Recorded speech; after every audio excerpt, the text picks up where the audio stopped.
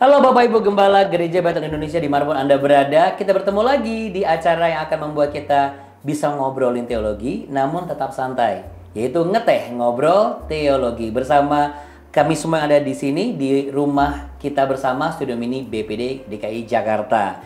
Sebelum kita ngobrol-ngobrol, kita ngeteh dulu. Silakan Bapak-bapak, yuk. Ya, mari. Siapkan juga ya Bapak Ibu ya. Ya, di sebelah saya sudah ada Bapak Gembala GBI Double C Gregorio, yaitu Bapak Pendeta Yopi Dolu. Ya, mantap. Mantap, asik. Di sebelah beliau sudah ada Bapak Pendeta Rahtomo, New Life in Christ Church, ya, Gereja New Life in Christ yang berada di Taman Modern. Taman Modern. Saya sebutkan dulu dari jabatannya dulu ya. Bapak Pendeta Bun Mintat, Anda pasti sudah kenal semua ya dengan beliau. Beliau adalah Gembala Gereja GBI GBI Glory United di Kelapa Gading. Kabid Pendidikan BPDG Jakarta, CB Teologi Jakarta Timur, Kabid Teologi BPDG Jakarta. Nah, kalau sudah ada beliau-beliau ini, Anda pasti sudah tahu dan pasti akan menyimak. Yang kita akan simak hari ini adalah bicara mengenai pengakuan iman Gereja Bethel Indonesia, di mana perjamuan kudus dilakukan setiap kali untuk meneguhkan persekutuan kita dengan Tuhan dan satu dengan yang lain. Jadi kalau setiap kali, setiap minggu, apa setiap bulan, apa boleh setiap kali nih? Kita ngobrol itu dulu deh. Ya. Oh, berarti boleh dong kalau misalnya saya mau bikin seminggu sekali, nggak perlu harus sebulan sekali. Gimana pandangan bapak-bapak nih? Ya kalau di GBI kalau di GBI pelaksanaannya biasanya sebulan sekali. Tapi kalau mau melakukan mungkin seminggu sekali, itu juga nggak masalah ya, karena dalam kita melakukan perjamuan kudus itu kan kita mengingat tentang pengorbanan Tuhan kita Yesus Kristus ya. Sampai kapan? Sampai Tuhan datang kembali. Jadi ya, boleh saja kalau mau mengadakan seminggu sekali gitu ya. Tapi dalam pelaksanaannya memang di Gereja Bethel Indonesia kalau kita melihat ya, yang kita sudah lakukan itu setiap sebulan sekali. Seperti itu. Sebulan sekali, Pak Yopi juga sebulan sekali. Kalau saya di gereja sebulan sekali.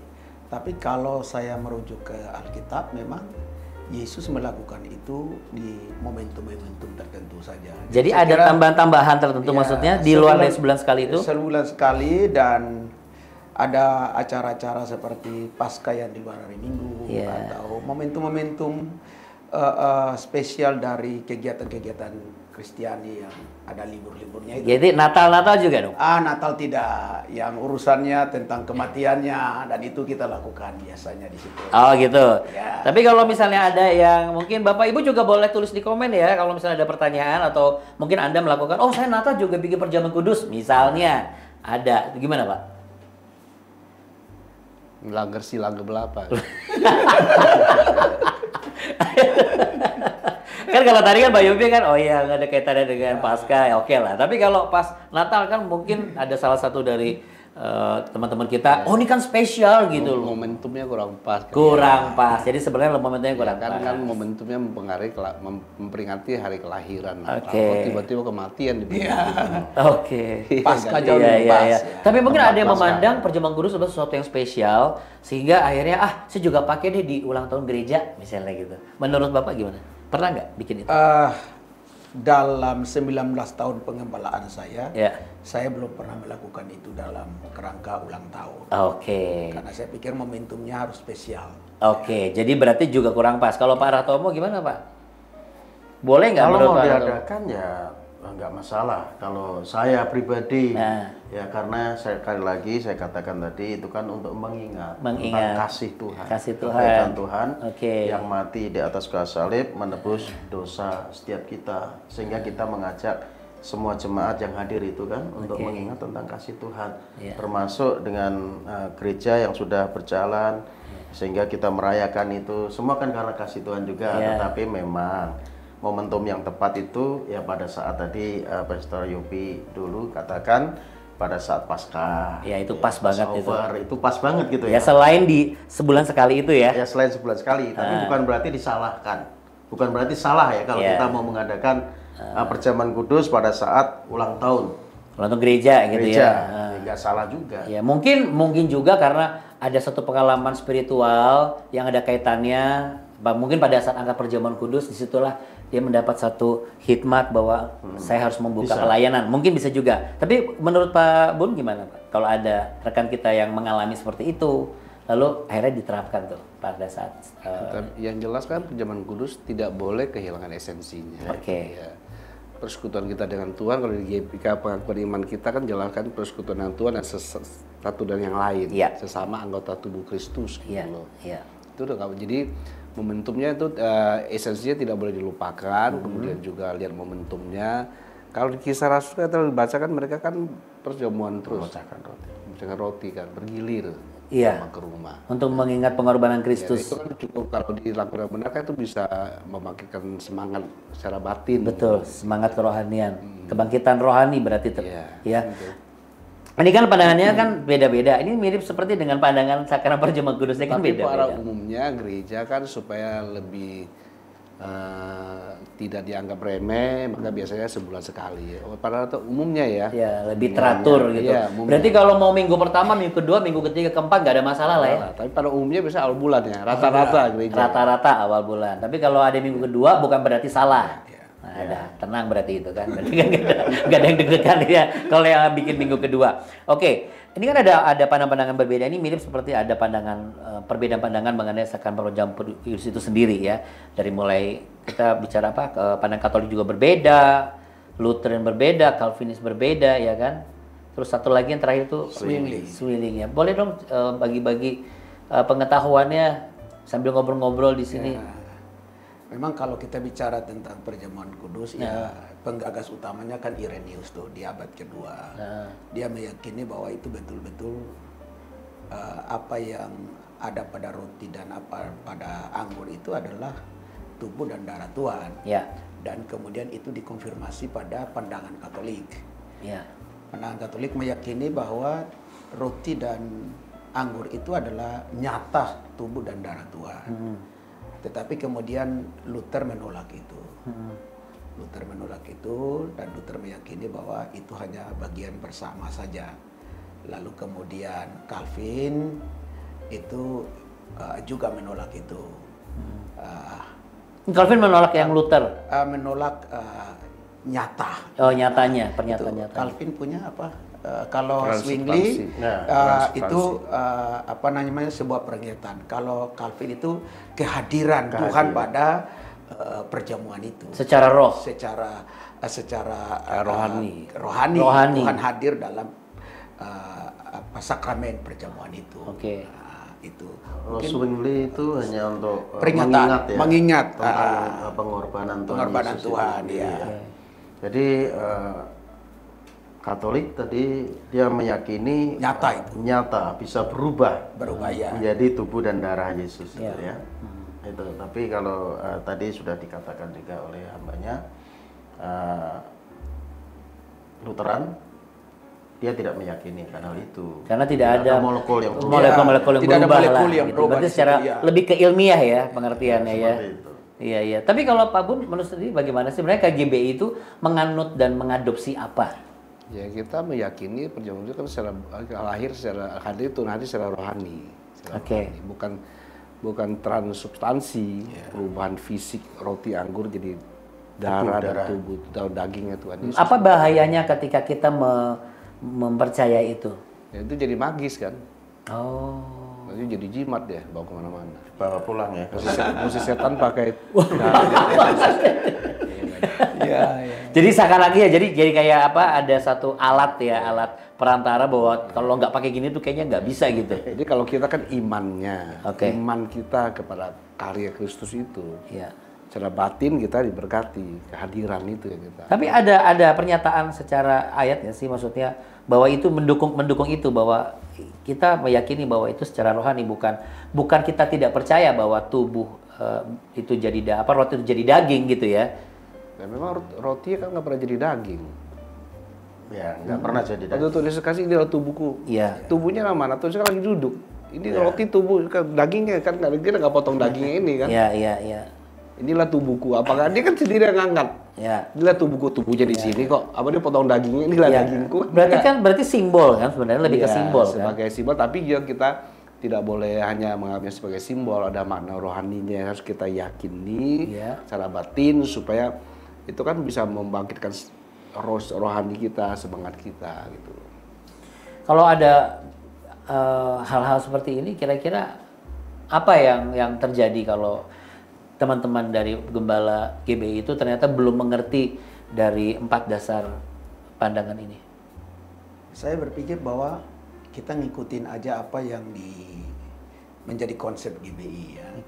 Sebab memang dalam banyak pandangan kan masing-masing punya kekuatan alasan untuk membenarkan itu.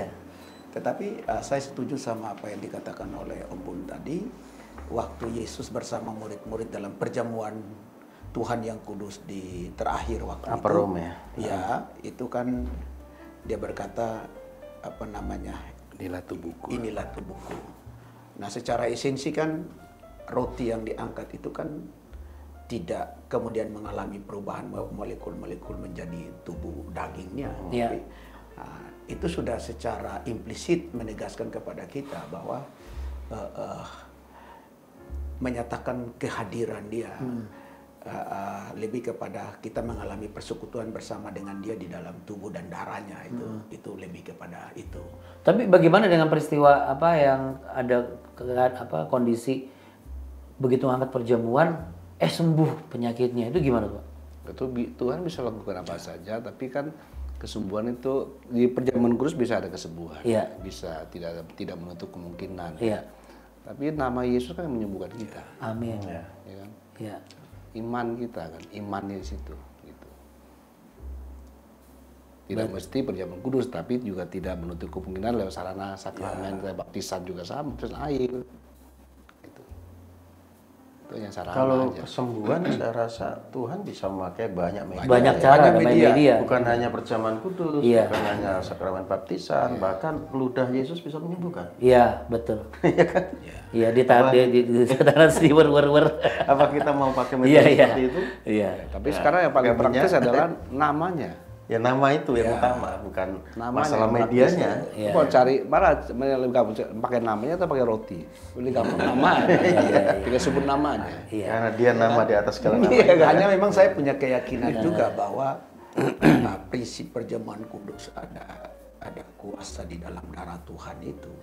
Itu kan Alkitab bilang bahwa kuasa darah Tuhan itu bilur-bilurnya menyembuhkan. Amin. Jadi kita tidak bergantung pada sebuah sarana memang, tetapi bahwa ketika ada orang meyakini itu pasti dia akan sembuh. Tetapi semua kembali kepada kuasa nama Tuhan yang ada di dalam itu, gitu loh. Itu yang paling prinsip di situ. Jadi sehingga kita tidak menganggap itu sesuatu yang magic. Roti dan anggurnya.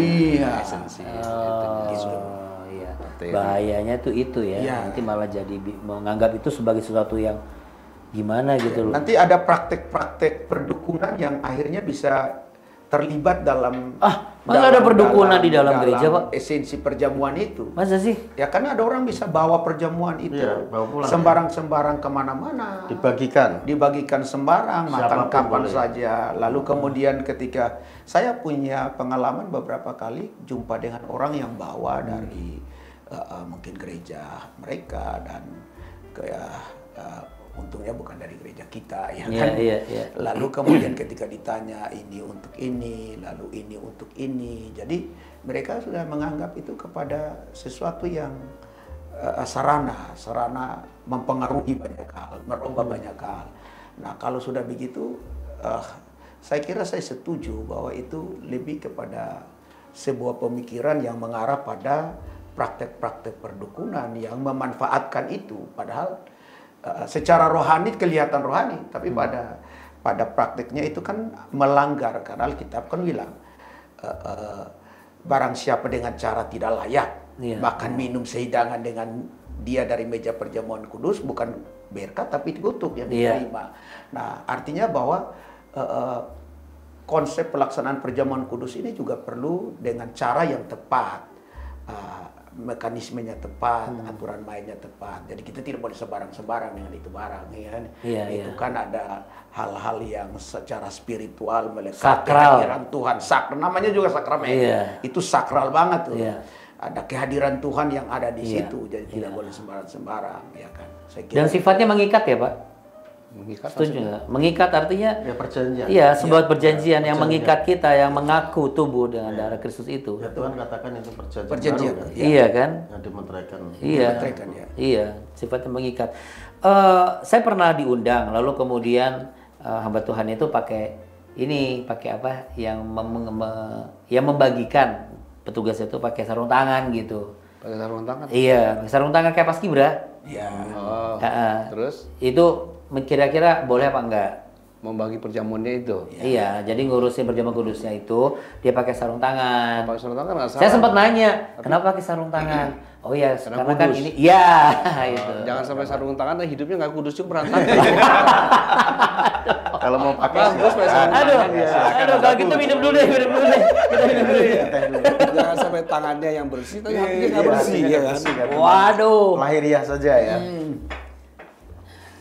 Saya dalam beberapa gereja yang saya juga pernah ada, lihat seperti itu. Hanya saya tidak tanya. Cuma saya punya pemikiran tersendiri bahwa mungkin mereka punya pandangan seperti itu.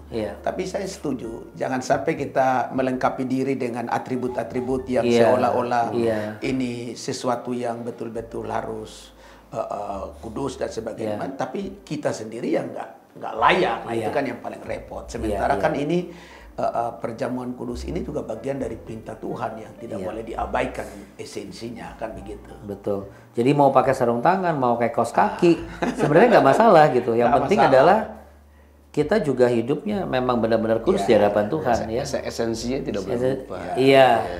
Terus sudah mati karena kita, membebaskan kita dari kutuk, dari dosa, pelanggaran. Jangan ulangnya lagi yang Tuhan sudah selesaikan. Kalau Tuhan sudah membebaskan kita cemplung lagi dunia yang kotor kan. Kalau di sini buku perjanjian dasar ini kan ada dasar-dasar Alkitabiah mengenai perjamuan kudus ini, ada beberapa pengertian dari mulai deipnon, kurianon, trapeza kurio, lalu klasis to arto dan juga eukaristia. Itu hanya istilah-istilah sebutan aja digunakan maknanya sama. Memecah-mecahkan roti, itu hanya sebutan aja. Lebih kepada istilah misalnya ini menjadi peringatan akan aku mengalami persekutuan bersama dengan dia di dalam tubuh dan darahnya. Perjamuan kudus adalah ucapan syukur kita kepada Tuhan atas pengorbanannya. Lalu kemudian secara eskatologis kan perjamuan kudus itu adalah sesuatu yang sedang menantikan pengharapan Tuhan datang kembali. Esensinya ke sana juga. Itulah yang ada yang disebut tadi Pak Andi, Pastor Andi tadi. Nah, sebelum kita selesai dan masuk ke pembahasan berikutnya, mungkin ada beberapa yang juga mengalami seperti yang saya pernah lihat juga dan bahkan saya alami, tapi saya lihat sendiri bahwa ada beberapa kejatuhan-kejatuhan di mana hamba Tuhan mereka juga melakukan perjamuan kudus. Tetapi kenapa mereka juga jatuh juga dalam case-case yang sifatnya affair, lalu kemudian sifatnya lebih ke materialis dan lain sebagainya.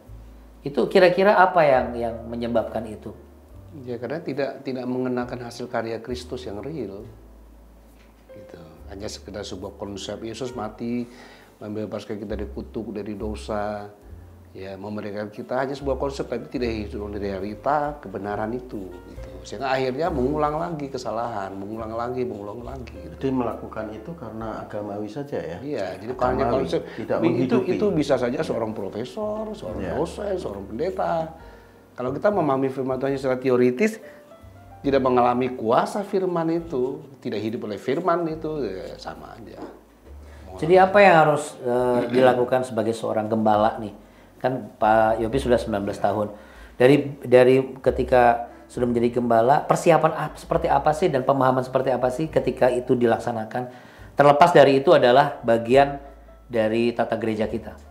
Ya, Bagi saya yang pertama itu bukan hanya sekedar ritual keagamaan atau sebuah ritual spiritual dari apa yang kita lakukan ini, tetapi yang prinsip adalah bahwa perjamuan kudus itu adalah sebuah persekutuan kita dengan tubuh dan darah Tuhan. Bagaimana dia lakukan itu di kayu salib. Nah, ini betul-betul harus kita maknai dari hidup kita, sehingga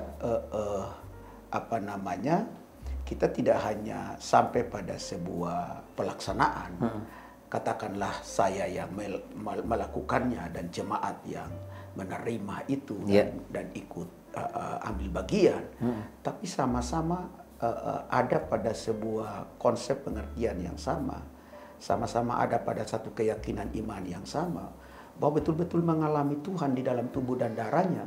Dia mati di kayu salib itu, serahkan tubuh dan darahnya, itu kan tebus dosa kita. Itu dulu, kalau dia paham sampai di situ, maka kemudian dia tidak akan kembali lagi. Karena kalau kita kembali, maka kita menghinakan, ya, dalam konsep kita menghinakan pengorbanan Yesus di kayu salib, tetapi juga menghinakan apa yang sedang kita lakukan sebagai peringatan akan kematian Tuhan itu. Jadi kita betul-betul harus mempersiapkan diri untuk itu, entah didahului dengan doa dan mempersiapkan hidup kita supaya benar-benar dilayakkan Tuhan lah. Pakai puasa gitu nggak? Oh, saya tidak sampai sejauh itu sih, karena saya meyakini bahwa kuasa darah Tuhan yang ada di kayu salib kan sudah lebih daripada cukup. Dan ada yang puasa seminggu dulu, Pak. Oh ya, bisa saja. Tapi ya ini ada enggak? Ini kita bukan menertawakan, nggak cuma benar ini satu unik. Puasa seminggu sebelum perjamuan kudus. Iya, perjamuan kudus ada seminggu. Kalau ada yang hamba Tuhan yang punya keyakinan seperti itu, terus yang tidak masalah. Terus yang dipuasain apain? Pikirannya nggak berapa. Lo yang nggak tahu nih, makanya. Hanya dengan obrolan ini jadi bisa lebih. Esensi dari puasa untuk itu kan juga kan harus perlu dipikirkan. Kalau dia puasanya merenungkan bagaimana Tuhan mati karena dia, untuk dia. Kan kalau kita bilang persekutuan darah, koinonia, ambil bagian dalam kematiannya, ambil bagian dalam kematian. Kita satu dengan dia dalam kematian dan kebangkitannya gitu. Itu koinonia itu kan ambil bagian. Persekutuan itu artinya sharing together atau ambil bagian gitu. Nah, istilah tadi Om Yopi sudah sebut ambil bagian itu kan. Jadi esensinya di situ. Kalau tubuh dan darahnya kan memperingati kematiannya kan. Kesatuan kita dengan dia dalam kematian. Manusia lama sudah disalibkan, kuasa dosa dihancurkan. Gitu. Berarti kalau mau puasa sebenarnya di dalam puasanya itu bukan cuma nahan lapar dan haus aja ya, tapi sambil merenungkan dan ada pembacaan Alkitab barangkali dan juga ada pembahasan gitu ya. Harusnya jadi nggak cuma sekedar nggak makan nggak minum ya. Kalau gitu mah diet ya. Jangan sampai setelah puasa perjamuan makannya banyak selesai. Bukan makannya, bukan masalah makan. Setelah puasa merenungkan bagus, setelah makan perjamuan, hidup lagi tidak seperti dalam realita. Tuhan Yesus. Jadi kayaknya hidup kudusnya cuma seminggu itu. Bener banget lurus karena ini baru perjamuan kudus, habis itu ngaco lagi. Konsisten nggak masalah. Oke. Tapi Pak Hartomo, sebelum kita tutup nih, pengalaman pribadi Anda ketika Anda kan sebelumnya belum terima Kristus. Lalu apa perasaan Pak Hartomo ketika pertama kali dapat perjamuan kudus dari seseorang yang belum percaya Yesus dan menjadi percaya Yesus? Perasaannya tuh apa sih sebenarnya? Perasaannya itu ya sukacita, haru. Karena apa? Karena ternyata kita menemukan Tuhan yang benar. Tuhan yang benar, yang berkorban buat umatnya melalui kematiannya di atas kayu salib kan gitu ya.